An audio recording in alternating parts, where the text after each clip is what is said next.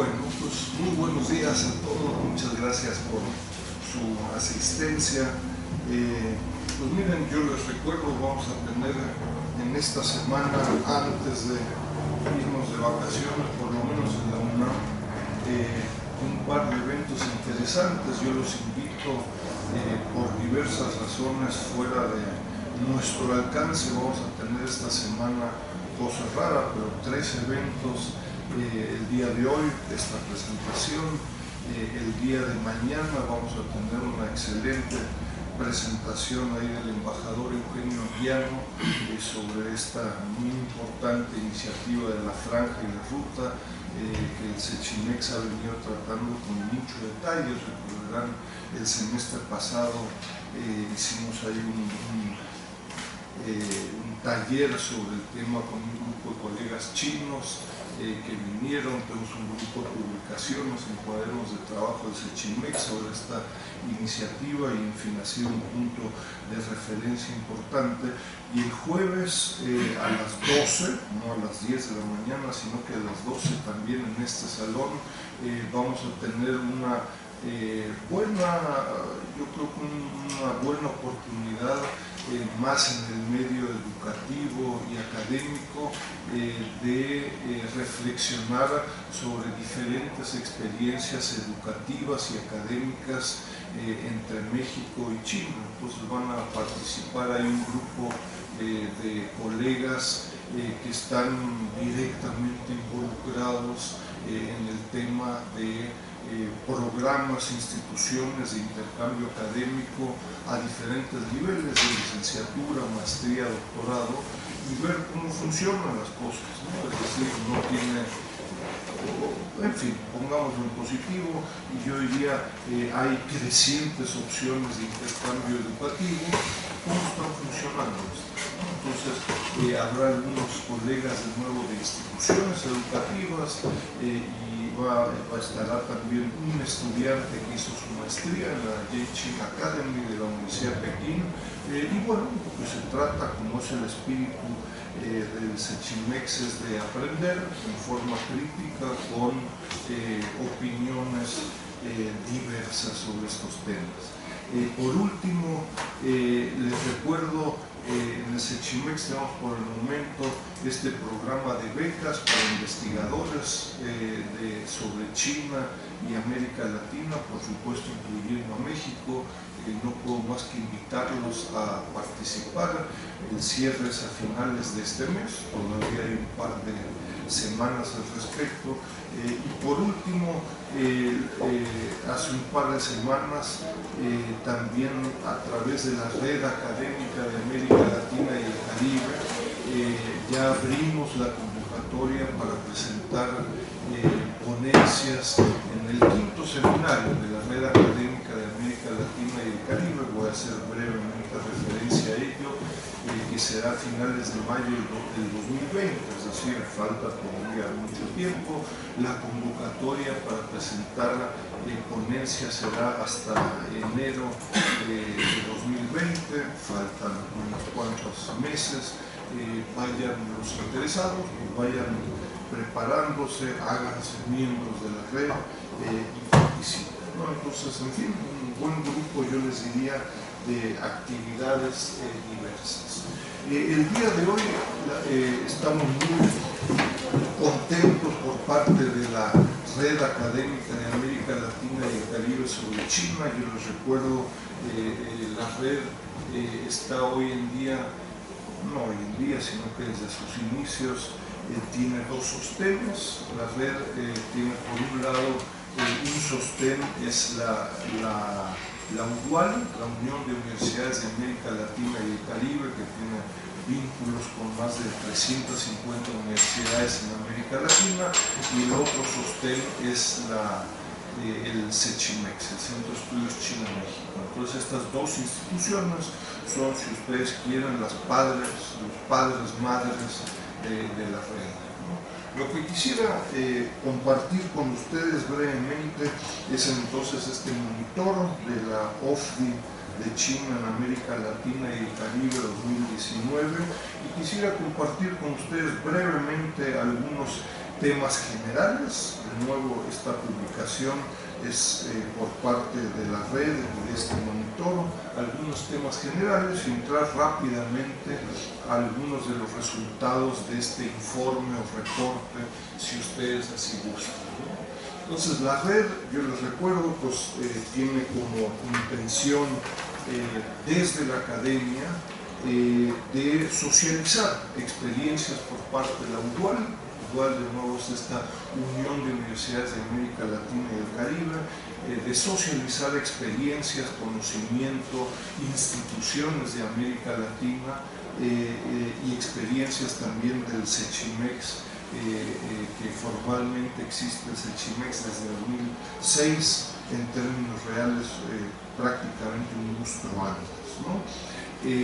La red, yo les recuerdo, digo, no entraré acá en todos estos detalles, pero responde a la necesidad en América Latina de tener un mayor conocimiento detallado sobre la República Popular China en temas específicos, y volveré al tema en un momento. Es decir, de ninguna forma queremos usurpar funciones, de ninguna forma queremos hacernos como el y único vocero en América Latina sobre temas de China, pero sí, yo les diría bajita la mano, permitir un proceso de aprendizaje. Personalmente, no necesariamente como la red, pero yo les diría crecientemente en contra del autismo académico del sector público, ojo, y de muchos medios masivos de comunicación que descubren temas, ¿no? Y yo les diría con mucho respeto, pero con mucha realidad, vamos a empezar a aprender, ¿no? Y no vamos a necesariamente constantemente a redescubrir la rueda y la piedra y muchos otros temas que en Cuba, en China, en México, en Argentina o en Colombia se han analizado desde múltiples perspectivas, ¿no? En fin, buscamos ahí un diálogo crítico, donde la red hoy en día cuenta, yo les recuerdo, con más de 550 miembros. Es un punto de referencia relevante e interesante. De nuevo, de ninguna forma es el único, de ninguna forma es el mejor, pero es un punto de referencia que yo les diría no existe en Estados Unidos, no existe en otro país de América Latina, no existe en China, ¿no? Entonces hay un grupo de esfuerzos a través de estos seminarios, encuentros regionales y de un diálogo con el sector público, con el sector académico y con el sector empresarial, ¿no? Entonces no puedo más que invitarlos a revisar algunos de los resultados en el portal de la red, ¿no? Yo les recuerdo, todas las publicaciones de la red están públicamente disponibles, cientos de artículos, estadísticas en los últimos años, documentos en español, en inglés, algunos pocos, pero algunos en chino también, sobre temas muy divergentes. En la mayoría de los casos, más bien en el ámbito de las ciencias sociales, pero no necesariamente, y la red está dividida en 4 ejes temáticos. Un eje temático es el tema de relaciones internacionales, relaciones políticas, América Latina-China. El segundo es sobre temas de medio ambiente, el tercero es de historia, cultura y otros aspectos vinculados, y el último, temas económicos, comercio, inversión, ¿no? Entonces, como resultado de esta estructura de la red y resultado de los 4 seminarios que hemos tenido cada 2 años, en cada eje temático, a través de un proceso de selección, se han estado publicando 4 libros cada resultado de cada seminario. Entonces tenemos hoy en día, en fin, cientos de artículos de argentinos, chinos, cubanos, venezolanos, centroamericanos, mexicanos, estadounidenses, europeos, sobre docenas de temas y todo un debate y un proceso de aprendizaje relevante, ¿no? Llamaría la atención una de las reflexiones que logramos pues, a finales del año pasado con la OIT, la Organización Internacional del Trabajo, sobre el tema de efectos que China ha tenido en la cantidad y calidad del empleo en América Latina, ¿no? Para casi 2 millones de empleos generados por China, y desmistificar en buena parte de América Latina a China y concretamente en el tema del empleo. Entonces, 4 estudios de Argentina, Brasil, Chile, Brasil, Chile, Perú y México, 4 estudios con casos de empresas, 200 y pico de páginas que creo que son de interés y de relevancia. Varios de estos documentos, sobre proyectos de infraestructura, los hemos presentado acá en el Sechimex y en la red, y otros documentos, homenajes al embajador Eugenio Anguiano Rojo, que estará acá con nosotros, lo presentamos a finales del año pasado. A los interesados en por ahí obtener algunos pósters y carteles de la convocatoria del seminario el próximo año, con mucho gusto les ofrecemos algunos, ¿no? Y yo les diría, por último, antes de empezar con este breve informe y reporte, yo les diría en términos de estructura, de metodología de análisis de China desde una perspectiva latinoamericana, yo destacaría, enfatizaría la importancia de comprender, reconocer la creciente complejidad de las relaciones de América Latina y China, por lo menos en el siglo XXI, ¿no? Es decir, con mucho respeto a historiadores y a muchos otros. La relación de América Latina en 2019 pues no es la misma que con la llegada y el intercambio comercial con la NAO, ¿no? Entonces no tengo nada en contra de la NAO, pero yo les diría, hoy en día por lo menos 4 rubros son relevantes en esta relación socioeconómica. Uno, el tema de comercio; segundo, el tema de financiamiento; tercero, el tema de la recepción de inversión extranjera en América Latina por parte de China, que es el tema de este informe y este reporte; y el cuarto es el tema de proyectos de infraestructura. Creo que la red y el Sechimex hemos tratado de hacer contribuciones y aportes en cada uno de estos temas, no es casualidad, ¿no?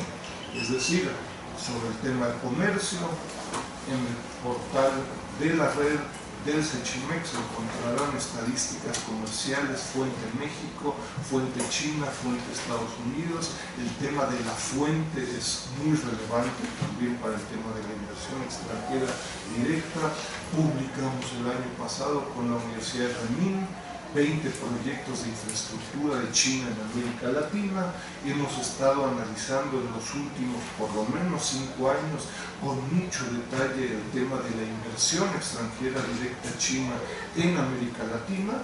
El documento de hoy está circunscrito a esta discusión, y este año haremos una publicación con un grupo de colegas sobre el tema del financiamiento de China. Es decir, la inversión es diferente a proyectos de infraestructura, por supuesto que es diferente al financiamiento y es diferente al comercio. Yo les recuerdo, porque se confunde en muchas ocasiones, un proyecto de infraestructura es un servicio, ¿no? A veces hay licitaciones, a veces las licitaciones son públicas, a veces no. Pueden participar empresas públicas, pueden participar empresas privadas, pero es un servicio, ¿no? No es una inversión. Si una empresa china, ZTE, Mint, Johnson Electric, Huawei, Hutchinson Ports, invierte, de quién es la propiedad de la inversión, por supuesto que de la respectiva empresa, ¿no? En el caso de los proyectos de infraestructura, existe este proceso de licitación, puede durar 6 meses, puede durar 6 años la construcción. El resultado final es: se entrega el proyecto a la empresa que hizo la licitación. Eso no es lo mismo, reitero, en muchos casos se confunde. Y entonces, en ese marco es que se circunscribe este monitor de la OFDI. Yo les recuerdo por qué OFDI. OFDI es un anglicismo, ¿no? OFDI se refiere, en inglés se refiere a la salida de inversión extranjera directa. El anglicismo es outbound, o la salida de inversión, outbound foreign direct investment, OFDI, ¿no? Es decir, queremos diferenciarlo de la IED, que es la entrada de inversión extranjera directa. Ojo, la salida de inversión extranjera directa de China es igual a la entrada en América Latina, ¿no? Entonces, ese es el detalle, si ustedes quieren, de tratar de diferenciar salidas de flujos de capital con entradas de flujo de capital. El documento o este breve informe, reporte, se puede consultar, está públicamente, tengo acá algunas copias para los que estuvieran interesados, se puede consultar en español, en castellano, en inglés y en chino. Está ya disponible para todos los interesados, ¿no? Entrando entonces en materia, yo les recuerdo, este monitor de la OFDI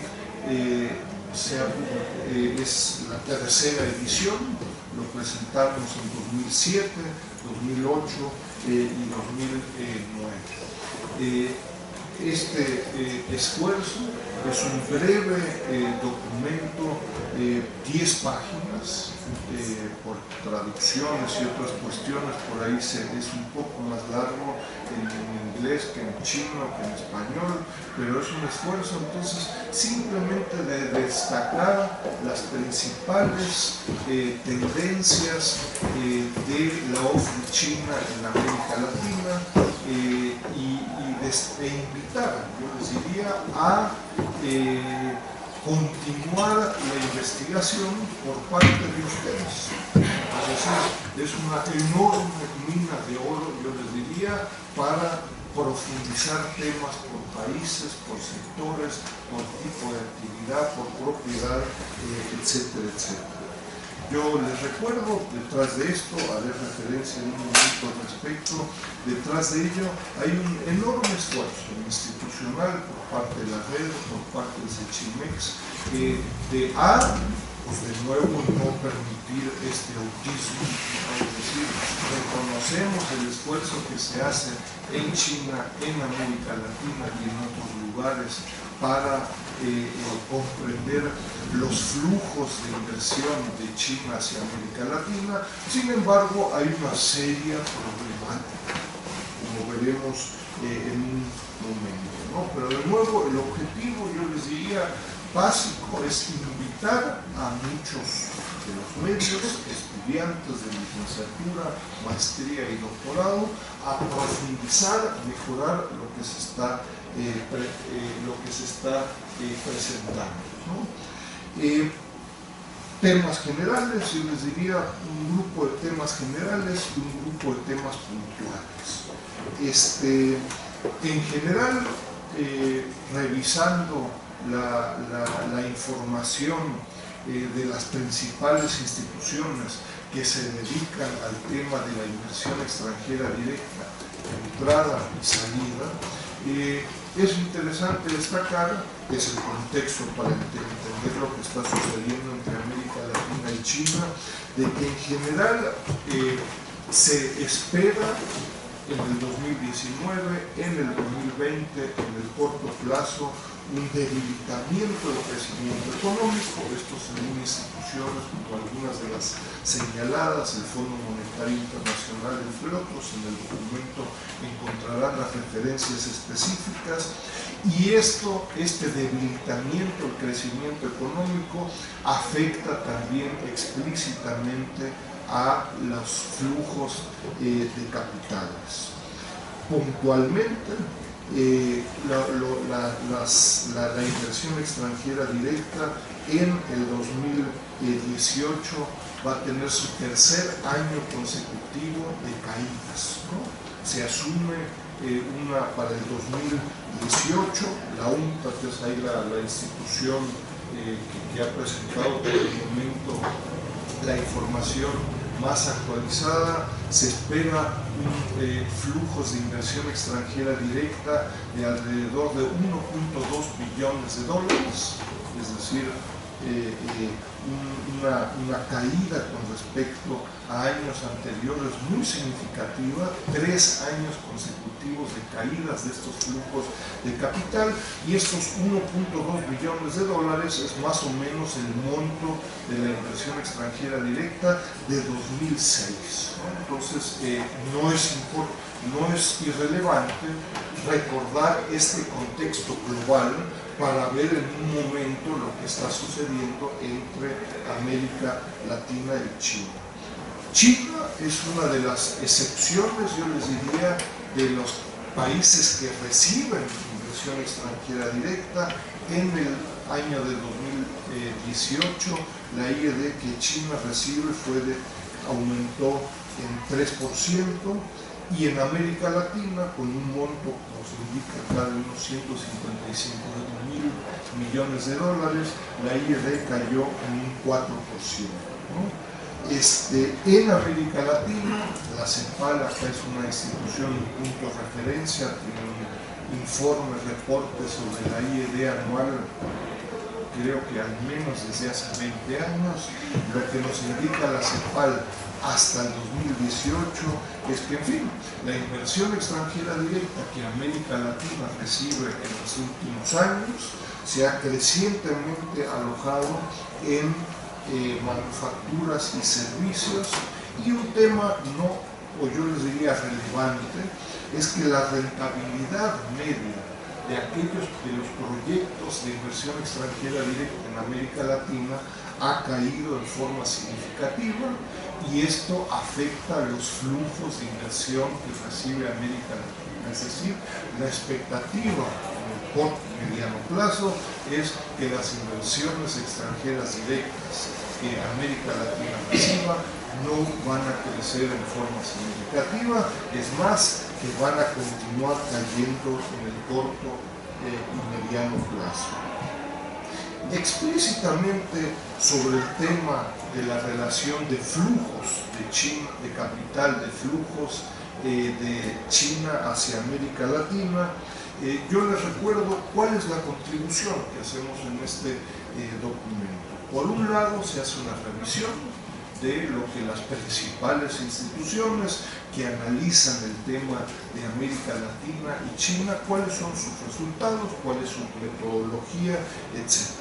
Acá se señalan las instituciones, yo les diría, las más relevantes e importantes: la OCDE, la UNCTAD, la parte china, que es el Ministerio de Comercio, o MOFCOM, que tienen un grupo de análisis periódico sobre el tema de flujos de capitales, y por supuesto que están también las instituciones nacionales. En México, la Secretaría de Economía, y en todos los países latinoamericanos y del Caribe existen instituciones nacionales que de una u otra forma registran la inversión que proviene desde China. Ojo, hay un buen grupo de países que no diferencian por países con detalle, y uno no encuentra siquiera el rubro de la República Popular China. El monitor, si ustedes ingresan al portal del monitor, yo les recuerdo, tiene 3 principales entradas, o 3 principales pestañas. Uno es la parte estadística, otra son noticias, y acá con Xinhua, con China Hoy, hemos estado integrando noticias estricta y exclusivamente sobre el tema de inversión china en América Latina. No van a encontrar información cultural, no van a encontrar museos, no van a encontrar comercio, no van a encontrar proyectos de infraestructura, sino que temas y discusiones vinculados al tema de inversión china en América Latina. Y una tercera pestaña es de análisis, es decir, instituciones gubernamentales, públicas, instituciones y organizaciones empresariales y análisis del sector académico que analizan por país, de Argentina a México y de China, de colegas chinos, que analizan el tema para cada uno de los países, dependiendo del país, es decir, en Argentina, Perú, Brasil, México, habrá en muchos casos mucha información, en otros países más pequeños del Caribe, de Centroamérica, encontrarán menos información. Yo les recuerdo, digo, no es una locura académica, ¿no? Sino que las estadísticas son relevantes, ¿no? Como dicen en inglés, statistics matter, ¿no? En el monitor del 2019 se presentan los resultados, yo les diría, de por lo menos las tres principales instituciones que presentan información estadística sobre los capitales chinos, la OFDI China en América Latina, en un periodo comparable que es el 2010-2015. Y las diferencias son enormes, ¿no?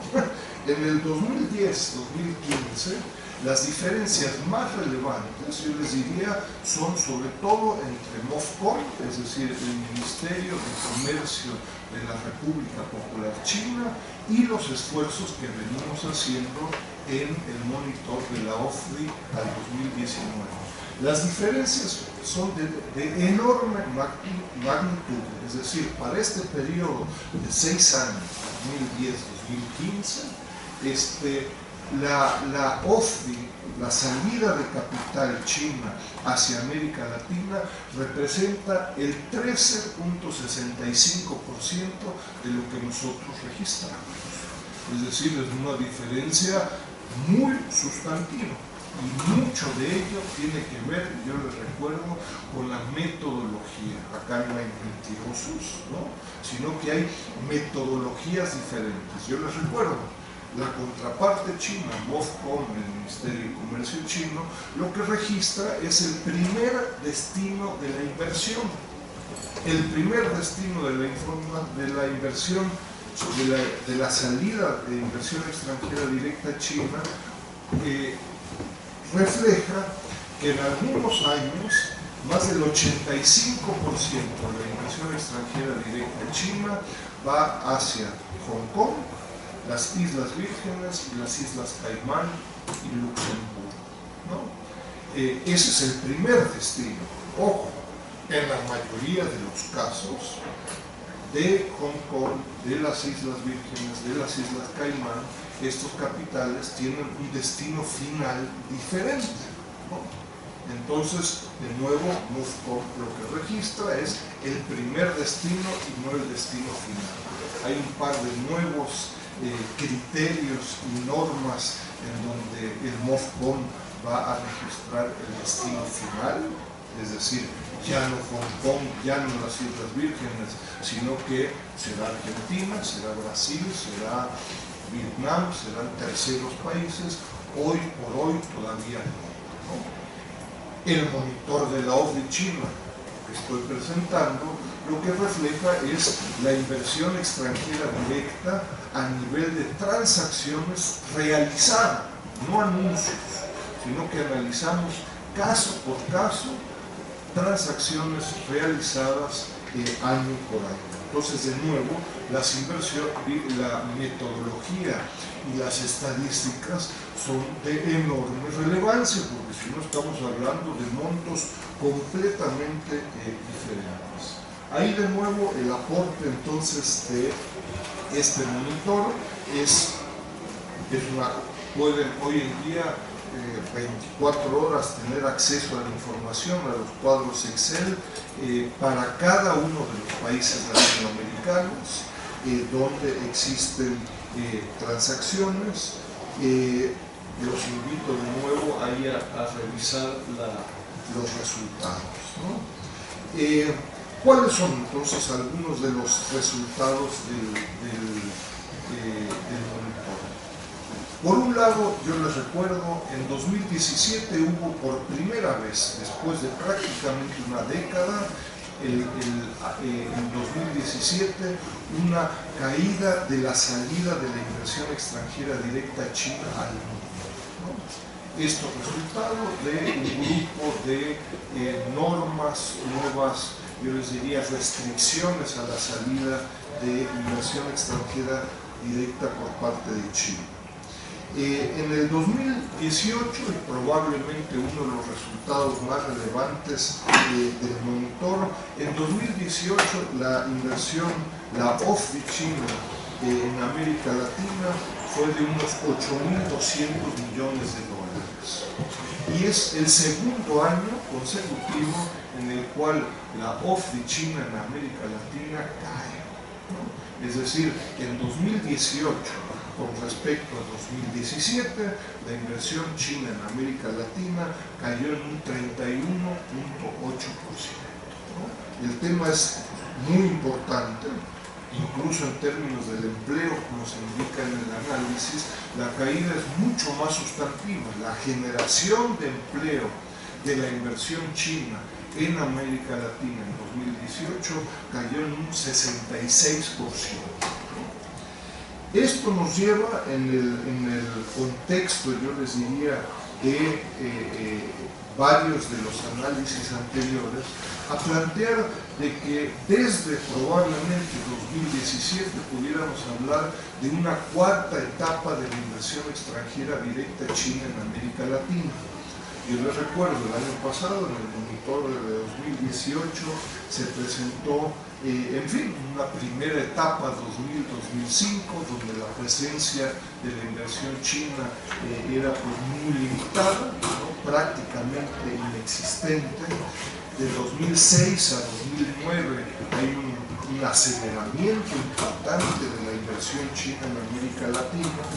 De 2010 a 2016 se presenta el máximo dinamismo de la inversión china en América Latina, y lo que ha sucedido en 2017 y 2018, es decir, una fuerte caída de la inversión china en América Latina, 2 años consecutivos, nos llevan a plantear, en fin, un estancamiento de la inversión china en América Latina, al menos en el corto plazo. No hay expectativas de que la inversión china recupere el nivel de su inversión que logró en 2016. Y por ello, repito, esta cuarta etapa. Tema relevante, y acá entramos ya a temas puntuales, resultados de este informe.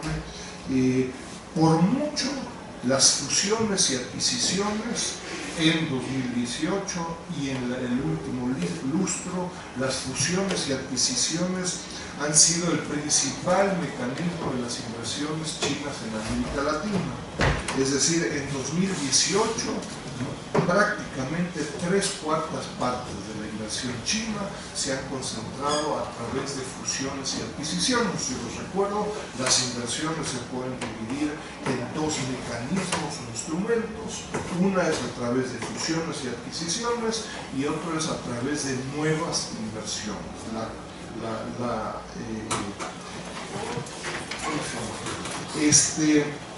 Otros resultados puntuales de este informe y de este reporte, ¿no? La inversión china, entonces, en 2018 en América Latina representó prácticamente la mitad de 2016, ¿no? Este es el resultado, de nuevo, de 2 años de caídas, 2017 y 2018, de 2 años de caídas de las inversiones en la región.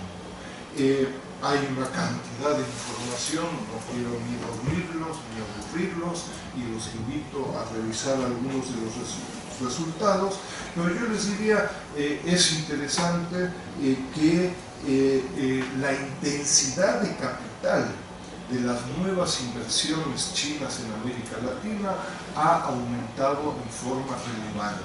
Es decir, los empleos que la inversión china genera en América Latina se ha visto reducida en forma muy significativa en los últimos 2 años, particularmente en 2018. Como resultado de estas tendencias, también entonces la participación de China en la formación bruta de capital fijo y en el Producto Interno Bruto de América Latina también ha caído. Es decir, la inversión china participa en alrededor del 0.6% del Producto Interno Bruto y el 6% de la formación bruta de capital fijo. De nuevo, resultado de una caída del monto total de la inversión china en los últimos 2 años. Tenemos también resultados por países, por tipos de empresas, etcétera. Yo no puedo más que invitarlos a revisar los resultados, pero yo les diría, por países es interesante. Uno diría en términos positivos, la OFDI china en América Latina se está diversificando en forma importante. Es decir, si históricamente la mayoría de la inversión china en América Latina se había concentrado sobre todo en un grupo de países, Brasil, Perú, Argentina y México crecientemente eran los principales países receptores de la inversión china, esto en el 2018 ha cambiado en forma sustantiva. El principal receptor de inversión china en 2018 fue China, y vuelvo al tema en un momento. Argentina, Brasil y México retrocedieron sustantivamente en la recepción de inversión china en 2018. Y Chile y Perú fueron los 2 países más relevantes. Entre los 2 países, Chile y Perú, recibieron prácticamente el 80% de la inversión extranjera directa en Chile. De nuevo, los demás países grandes, yo les diría, los importantes receptores de inversión china en los últimos 10 o 15 años, redujeron y retrocedieron al respecto. Interesante también, yo les diría, en términos de estamos hablando de tendencias que año con año cambian en forma significativa. También por sectores, la inversión extranjera directa china en América Latina se ha diversificado en forma muy sustantiva. Yo les recuerdo, los invito mucho a revisar los anteriores monitores de la OFDI china en América Latina, en donde esta diversificación lo que significa es que las materias primas reflejan alrededor del 35% de la OFDI china en el periodo 2010-2018, ¿no? Es decir, China está invirtiendo en el último lustro cada vez más en el sector manufacturero y en el sector servicio. Ojo, esto en 2018 y resultado sobre todo prácticamente de una gran inversión china en Chile. Esto cambió parcialmente en el año de 2018, ¿no? También un segundo tema, es decir, materias primas juegan cada vez más yo les diría, un papel secundario en la recepción de inversión china. Un segundo tema relevante es la adicional diversificación de la fuente de la inversión china en América Latina según la propiedad de la respectiva empresa china. Si históricamente es decir, para el periodo 2000-2018, el 70% de la inversión china era propiedad pública. Esto ha ido crecientemente diversificándose, a tal grado de que en 2018 solo el 6.3% de la inversión china es de propiedad pública. La contraparte significa, en fin, que el 93.7% de la inversión china es privada, ¿no? Es decir, hay un cambio, yo les diría, significativo en los últimos años, y la participación del sector público retrocede en forma significativa. Último tema que quisiera compartir con ustedes. De nuevo, el esfuerzo que se hace en el monitor es de presentar información a través de transacciones específicas, ¿no? Es decir, una empresa A invierte en la empresa B, ya sea a través de fusiones y adquisiciones, a través de una nueva inversión, etcétera, lo cual nos permite información a nivel de empresas para periodos, por años, etcétera. Y nos encontramos entonces, en fin, de que un grupo de empresas, por ejemplo, para todo el periodo 2000-2018, un grupo de empresas, por ejemplo, China National Petroleum Corporation y State Grid, ustedes ven acá las demás empresas, pues han generado montos significativos en el empleo generado a través de estas inversiones. Esta información está por empresa, por países, por años, etcétera, etcétera. No quiero dormirlos al respecto. Para el 2018, de nuevo, yo les diría, los flujos de inversiones de China en América Latina han estado altísimamente afectados, sesgados, si ustedes quieren, resultado de una única transacción. Es decir, Tianqi Lithium Corporation invirtió casi $5.000 millones. La OFRI China, les inicié esta presentación, la OFRI China en todo el año 2018 fue de alrededor de $8.200 millones, es decir, la inversión en un solo año de una empresa representó alrededor del 50% de la inversión china en un solo año. Una inversión en litio generó el 50% de la inversión china en todo el año. Esto, de nuevo, yo les diría, invita a un análisis coyuntural 2018, pero también a un análisis de más mediano y largo plazo en términos de empleo, en términos de sectores, en términos de empresas específicas, como se inició con este estudio de la OIT al cual hice referencia hace un momento. Termino entonces simplemente, en fin, invitando a revisar el portal del monitor. La publicación se encuentra en chino, en inglés, en español. Hay una cantidad de información por empresa, por sectores, por tipo de propiedad, por países, con cambios recientes importantes. Y bueno, termino.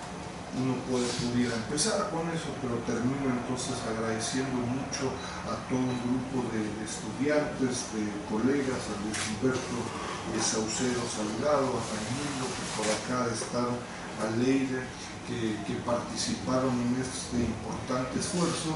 Y yo les recuerdo, en 2019, en un par de semanas, estaremos presentando un libro sobre la OFRI China en América Latina, con unos 15 casos de estudios de países: Perú China, Brasil China, Jamaica China, México China, en el marco exclusivo de la inversión extranjera directa, tratando de cubrir de nuevo uno de estos rubros de la creciente complejidad de la relación de América Latina con China, estrictamente el tema de la inversión, no proyectos de infraestructura, que son un tema diferente.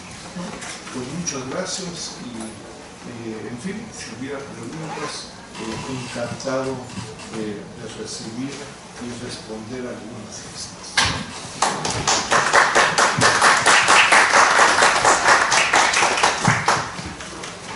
Entonces, no sé si hubiera algún comentario, alguna pregunta sobre la presentación, ojalá y que concretamente sobre este breve informe y reporte. Si tienen preguntas, por favor, si pueden presentarse. Sí. Soy Iván Jaime Uranga Favela, del Politécnico. Me llamó mucho la atención la inversión en litio. Debe estar muy ligada a los vehículos eléctricos y debe ser Bolivia, ¿no? La inversión es donde estaba una de las reservas más importantes de litio en el mundo, ¿no? Si es cierto eso que yo intuyo, porque no lo he estudiado. Mira, ahí hay un grupo de análisis y estudios recientes. En este reciente documento de la OIT, uno de los países en los que se estudia y analizan las nuevas relaciones laborales es Chile, y ahí hay todo un esfuerzo para analizar las nuevas inversiones chinas justamente en el litio. En esta próxima publicación sobre la inversión china en América Latina hay un apartado, uno de los análisis es el tema de Bolivia y China en la relación estrictamente de la inversión con una colega boliviana, y me parece que China lo que está actualmente realizando es, y desde una perspectiva de mediano y largo plazo, es comprando materias primas en Argentina, en Bolivia y en Chile para la fabricación del núcleo, y valga la expresión, y el motor de lo que será el futuro auto eléctrico. Y el núcleo van a ser las baterías. Hemos tenido acá visitas, talleres, encuentros con empresas como BYD, por ejemplo, que son relevantes en la fabricación no solo de autos y vehículos para pasajeros, sino que también camionetas y también autobuses para el transporte público, ¿no? En todos estos rubros, China está jugando y se ha consolidado como el líder, yo les diría, en la fabricación de baterías y de autos eléctricos en estos diferentes rubros. Y esa es la razón por la cual estas diversas empresas están comprando materias primas, léase litio, en Chile, en Perú, en Argentina, ¿no? Entonces yo les diría es coherente con una estrategia de convertirse en un fabricante de estas baterías y de autos eléctricos. Entonces es así, ¿no?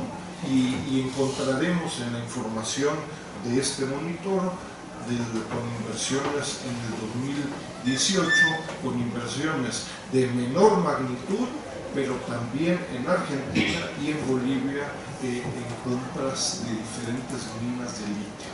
En el caso de Chile, fue una mina muy grande y por ello el monto de esta transacción.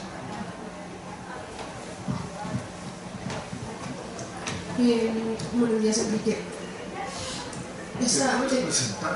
Sí, mi nombre es Alejandra Cuellar, yo soy editora de Diálogo Chino, un medio que hace monitoreo de China en América Latina. La pregunta que tengo es, digamos, como en este tipo de, ¿pusiste la diferencia entre la infraestructura, que es un servicio diferente, a lo que es ese tipo, digamos, de inversión directa? Sí. Mi pregunta es, digamos, si lo vemos desde el punto de vista de los beneficios para China,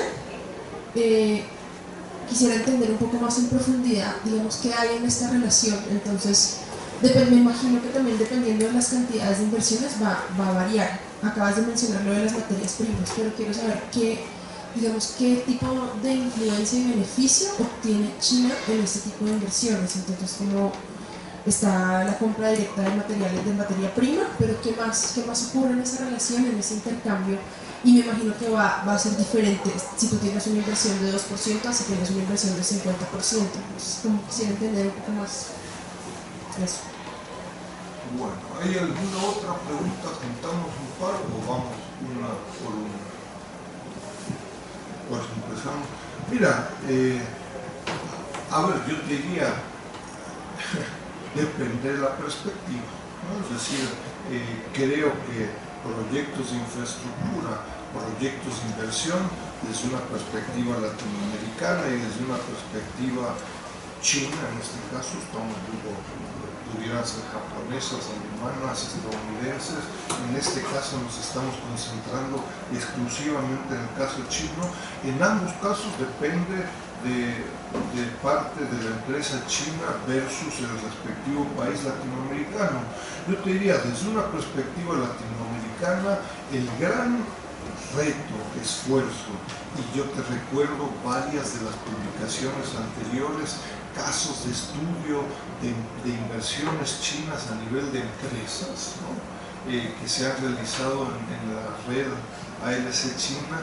El gran reto es integrar proyectos de infraestructura e inversión extranjera directa, ojo, China, japonesa, estadounidense o de donde fuera, integrar estos procesos localmente, nacionalmente, regionalmente, ¿no? Es decir, no generar procesos y productos importados con mínimo valor agregado, con mínimo generación de empleo, con mínimo generación de aprendizaje, ¿no? En el caso de México, en fin, pues, yo no pudiera decir, los de los casos más extremos pudieran ser toda una serie de procesos vinculados a importaciones temporales para su exportación, es decir, importo temporalmente ciertos productos, los ensamblo y los vuelvo a exportar. El valor agregado, el proceso de aprendizaje, el grado de innovación, según el propio INEGI, pues es realmente muy reducido, ¿no? Ojo, ahí dependiendo de los procesos y productos de la cadena de valor agregada específica, las diferencias pueden ser muy sustantivas, ¿no? En el caso de México, ¿no? Tú tienes probablemente cadenas de valor como los textiles, donde en el caso de México y en Centroamérica el grado de integración es mayor, ¿no? Y probablemente sectores, el otro extremo pudiera ser la aeronáutica, donde el caso de la importación de productos y de procesos es altísimo. Entonces, entre esos dos extremos, en fin, pues hay una cantidad de grises, ¿no? Entre estos dos extremos, ¿no? Tanto en proyectos de infraestructura como de inversión. Yo te recuerdo y hago referencia a este documento de 20 proyectos de infraestructura de China en América Latina. En fin, hay casos de nuevo proyectos de infraestructura donde la fuerza de trabajo es China, donde lo que la fuerza de trabajo consume para estos proyectos de infraestructura es China, y tienes otros casos de proyectos de infraestructura donde el grado de subcontratación y de proveeduría es muy alto. Está el caso de Chihuahua 2, acá en México, que se canceló. En fin, hay un grupo de empresas que hicieron toda la ingeniería civil, empresas locales nacionales. Entonces, yo diría, o mi reflexión al respecto es que la mayoría de la responsabilidad está del lado de los países latinoamericanos y está de parte de las empresas que hacen la licitación. Es decir, si la Comisión Federal de Electricidad en México o sus contrapartes en Buenos Aires, en Uruguay, en Perú o en Brasil especifican cómo va a ser la subcontratación, de dónde va a venir la fuerza de trabajo, etcétera, si se especifica eso, yo creo que pues se cumplirá con lo que se contrata y con lo que se firma. Si las contrapartes latinoamericanas no lo especifican, las empresas chinas cuentan hoy en día con todas las condiciones para mandar fuerza de trabajo y como dicen, pues el mate, el bife y el taco pues vendrá de China, ¿no? Si así, y esto lo digo con mucho cuidado, pero muy en contra pues, de una idea de que los malos chinos vienen a colonizarnos, ¿no? Pues yo diría, oye, y no dependerá un poquito de lo que las contrapartes latinoamericanas estén firmando.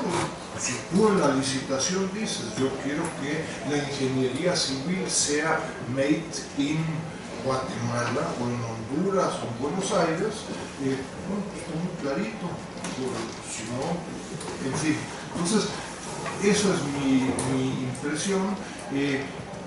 Y mi impresión es que tanto en proyectos de infraestructura como en proyectos de inversiones, que es el tema de aquí, claro, en muchos casos las empresas chinas requieren de un apoyo y de un acompañamiento por parte de las instituciones latinoamericanas muy concreto y muy específico. Cuando uno analiza casos de estudio de empresas autoparteras, por ejemplo, en Uruguay, en Brasil, en Argentina, en México, nos encontramos que muchas veces estas empresas tienen toda la capacidad de nuevo de importar procesos y productos, particularmente de China, pero puede ser de otro país también, ¿no?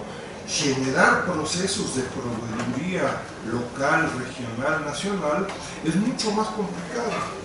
¿Quién tiene capacidad de proveer en México, en Uruguay, en Brasil? ¿Quién tiene bajo qué costos, bajo qué tiempos, bajo qué calidad, bajo qué? En fin, hay una cantidad de temas. Entonces, el acompañamiento de las instituciones empresariales públicas es de nuevo fundamental. En donde radica buena parte de la responsabilidad, de nuevo me temo que sobre todo en la parte de los países latinoamericanos. Si no se ofrecen contratos claros, transparentes, con objetivos específicos, si no se ofrece un acompañamiento, las empresas chinas, ojo, como lo harán las japonesas, las coreanas, las alemanas y las no sé de dónde, pues importarán sus procesos y productos. ¿Por qué? Pues porque los tienen en Alemania, porque los tienen en Shenzhen y porque los tienen en Canadá, ¿no? Entonces, me temo que, en fin, buena parte de los resultados en contra de una moda de los malos chinos y las malas empresas chinas, me temo que la realidad lo que refleja es que América Latina, y de nuevo lo interesante, y acá invitaría a muchos de los aquí presentes a que concreten casos de estudios, ¿no?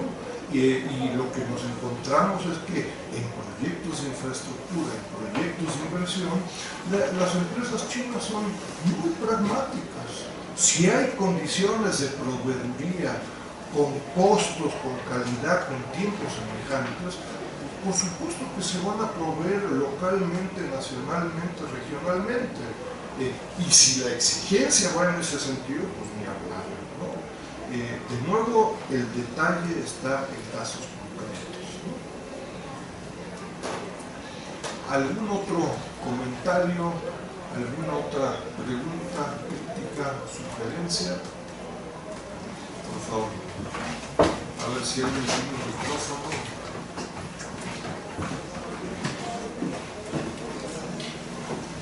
Buenos días, profesor.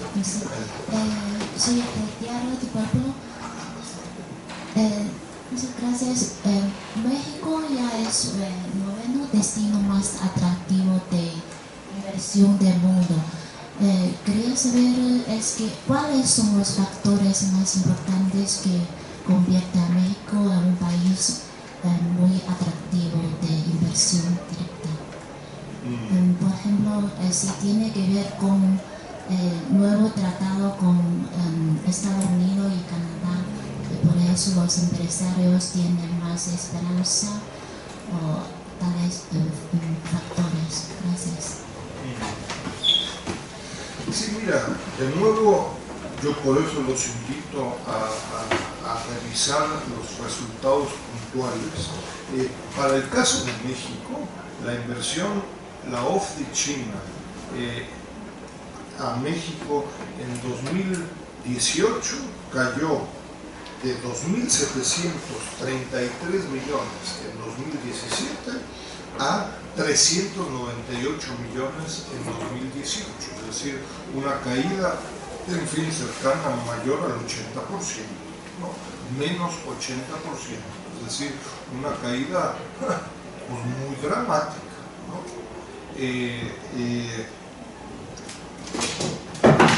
Contexto, ojo, caída de la inversión china en toda América Latina, en algunos países latinoamericanos, qué sé yo, en Brasil, en Argentina, la caída es todavía mayor, ¿no?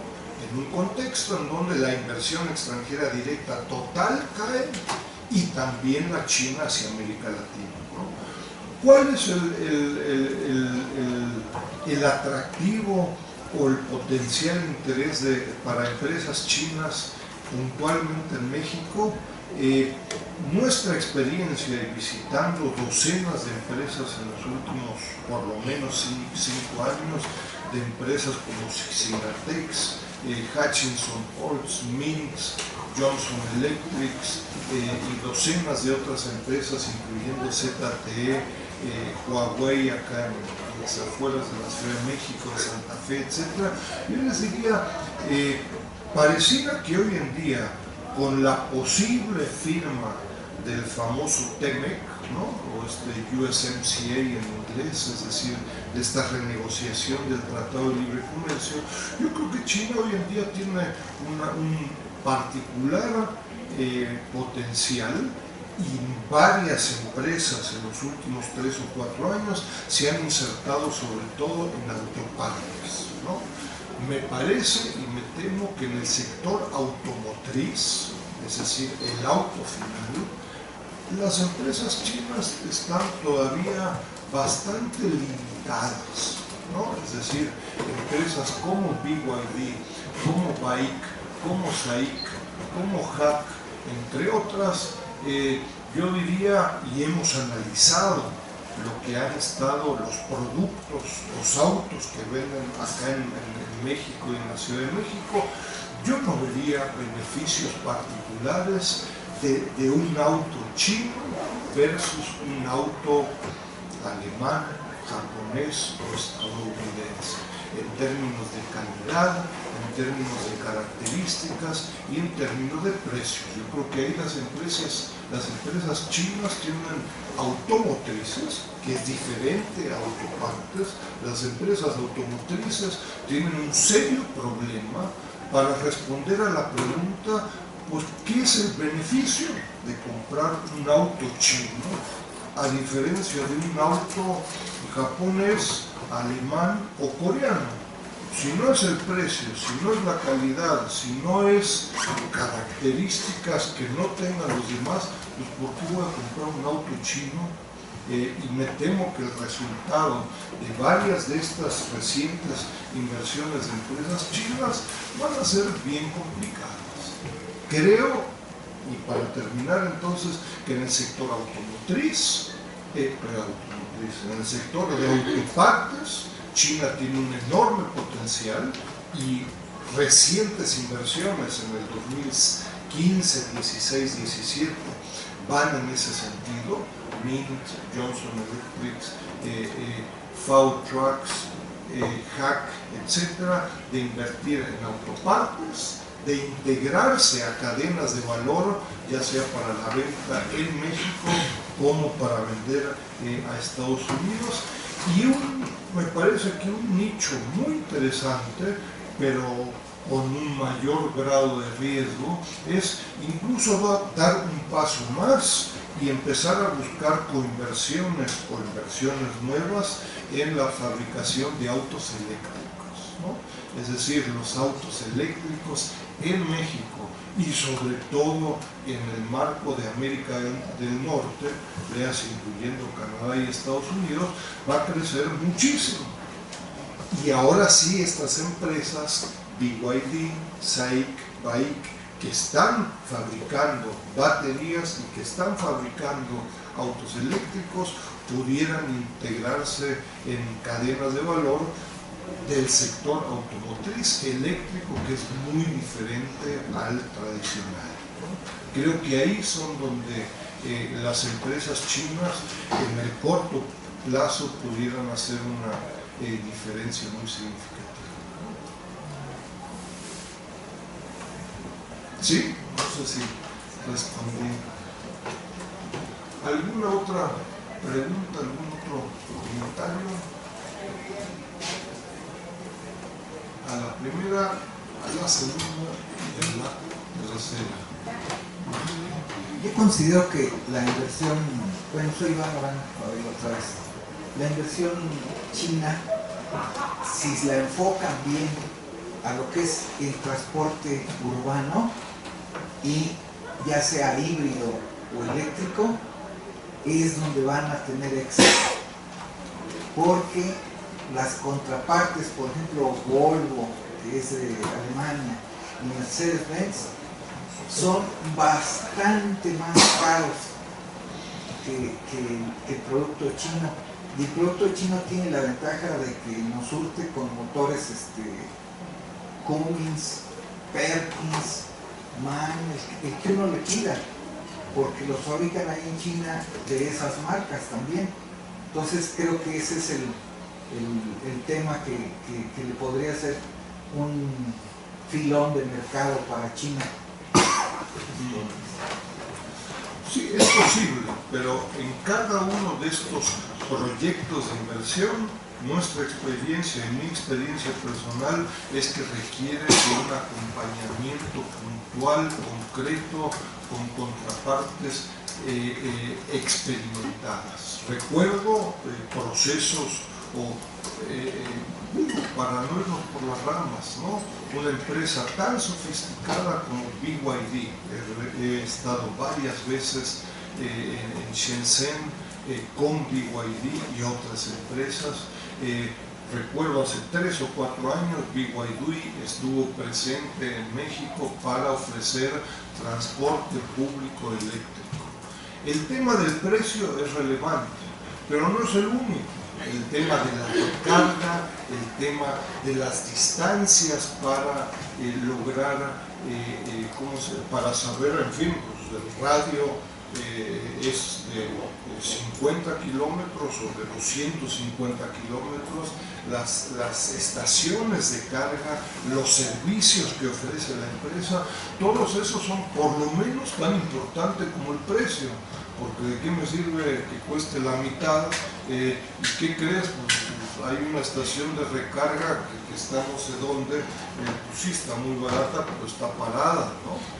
Nosotros incluso, concretamente con BYD en su momento, hace 3 o 4 años, no supo responder a un grupo de exigencias del gobierno de la Ciudad de México, que estaba interesada en estos metrobuses, que son idóneos, yo les diría, para transporte eléctrico. No supo responder a una serie de exigencias, incluso a la propuesta muy concreta que le hacíamos por parte del Sechimex, porque no prueban con un par de cientos de miles o hasta millones de kilómetros. Pues acá en Ciudad Universitaria, pues acá tienen un espacio fantástico para dar las vueltas que quieran, poniendo un par de estaciones y ver, pues no es lo mismo funcionar a 2.400 metros de altura que a 50 metros de altura en Shenzhen. Pues eso no me es suficiente, porque qué bueno que en Shenzhen funcione bien. Ojo, sería bueno ver con ingenieros de la Facultad de Ingeniería y que hagan una buena evaluación, que pongan 5 camiones acá a circular los meses que quieran y que tengan una evaluación, yo les diría, independiente. Si la evaluación es positiva, pues les sirve mucho más que una evaluación de la propia empresa, ¿no? Entonces, todo eso requiere de un proceso de acompañamiento, porque mi impresión es que en muchos de estos casos, concretamente BYD, y no estoy hablando mal de ellos, sino que creo que la realidad pudiera señalarles muchas otras empresas, no están preparadas para ofrecer un servicio detallado y puntual. Con suerte le pueden decir cuánto sale una unidad, y puede ser que salga la mitad, pero eso como cliente no me sirve. De nuevo, ¿qué hago con una unidad parada? Oye, me salió la mitad, ¿no? Pero pues ahí está parada porque ni tienen servicios, ni tienen partes, ni fabrican, ni eso. Entonces, si no hay un paquete mucho más sofisticado, en fin, estos procesos van a tener complicaciones o simplemente no se van a dar, ¿no? En fin, los invito mucho a revisar los resultados. Hay una cantidad de información que para algunos medios, para algunos investigadores, creo que pudieran ser relevantes y con tendencias, me parece que relevantes de nuevo por países, por sectores, por años, etc., ¿no? Muchas gracias.